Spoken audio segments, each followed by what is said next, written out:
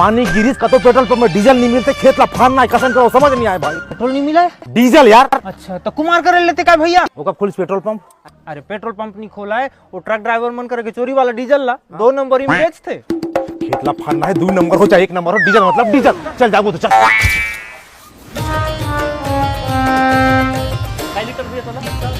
10 litre का नहीं आप लिखा दे।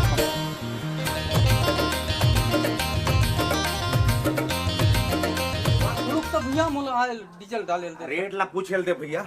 हाला केस कदी करे डीजल? 200 रुपए लीटर। 200 रुपया? हाउ काय भाई, युद्ध के मारे तो आजकल पेट्रोल डीजल के रेट रोज दिन बढ़ते यार, और पेट्रोल टंकी में पेट्रोल डीजल मिला ही नहीं। हमारा सन के आदमी मन कान चिलगल जुगाड़ करके गांव भर लो पूरा था। रोज डीजल के रेट बढ़ते, असल में गरीब आदमी कर ही का है।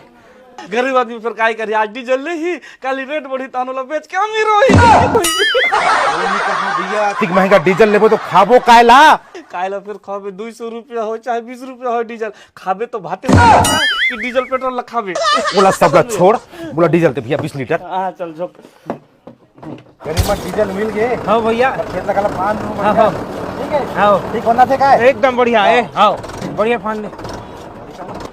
कसन होते गाड़ी? ये तो गाड़ी कसन क्या है?